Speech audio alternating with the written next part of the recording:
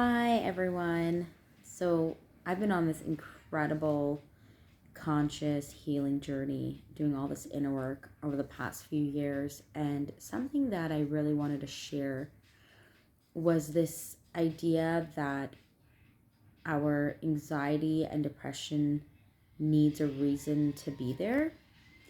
And a really transformative moment in my healing journey for me was letting go of this idea that something had must have happened to me when I was a child. Um, there must have been a traumatic event. There must have been, you know, there's got to be a reason why you're anxious. Why I'm anxious. There's got to be a reason why I just feel depressed. Why I feel so tuned out. Why I don't feel at ease. There's got to be a reason something happened to me. Something maybe happened to me that I don't remember when I was a child or when my mom was expecting me. We're so quick to attach a reason to our anxiety, to our depression, to our feelings, to any feeling. But for me in particular, I had extreme anxiety as a child, which later on led to depression. And then, I'm weaving it out, obviously, of anxiety and depression. But, in the beginning of, when I'm getting diagnosed and I'm starting therapy as, a 12-year-old, 13, and then throughout my teenage years, there's always this question of like, what happened to you? Explain your childhood to me. And I do get that and understand how, you know, real traumatic events happen and they do carry a weight. They can carry a weight in one's life. But and and I yeah, I do want to say that I understand that, and I understand the reasons for therapists asking these questions and for psychiatrists and psychologists and everybody, doing the work. I can see why they would ask that. But I can also say from my own experience, letting go of that need to find the answer is what really helped me and started me on the healing journey. Because, you know, I was a really, really sensitive child. I was a really in tune. I was really empathetic. I was highly sensitive and highly in tune, actually, I should say. And, the life, my surroundings weren't necessarily conducive to that, just in general. Nothing different than what we're living now, but just, the school system doesn't doesn't really cater towards like super empathetic, sensitive kids. And so I didn't have that, one traumatic event that stood out in my life. I didn't have that, thank God, that one person in my life that abused me or whatever, whatever traumatic events that people do go through. I didn't have that.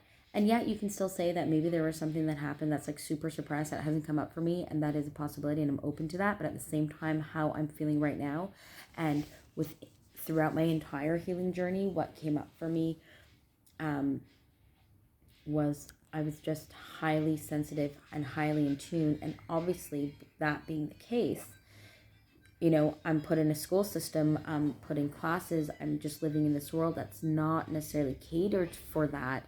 And so that will obviously lead to trauma. But there wasn't this one or two or, even year of my life that was traumatic that I can like equate my anxiety to.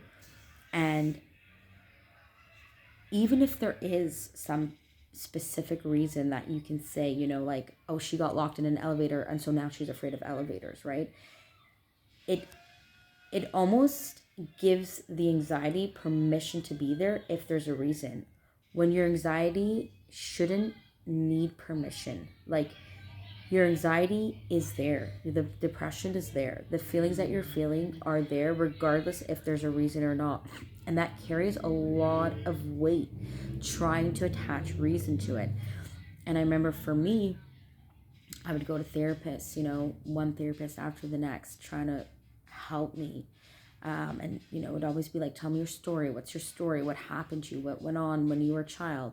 What can you remember? Can you remember any traumatic events? And and I get the questions, but it comes to a point where it's like, oh my God, there must be something even way more wrong with me than I already believe, because I don't have a reason to be feeling this way.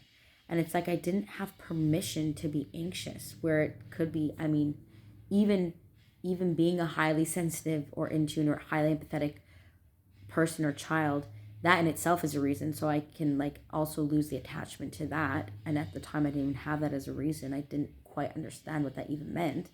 But even that in itself is a reason. But that loses the whole focus.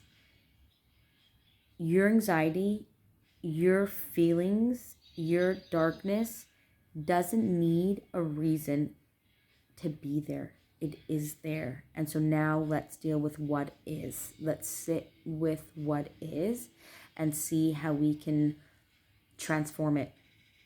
Love it, accept it, and not have to try and make sense of it and give it permission and reasons to be there, because that can add so much more to what is already going on for you. And this is something I really wanted to share, because I think for me especially, it was really liberating just being able to accept what is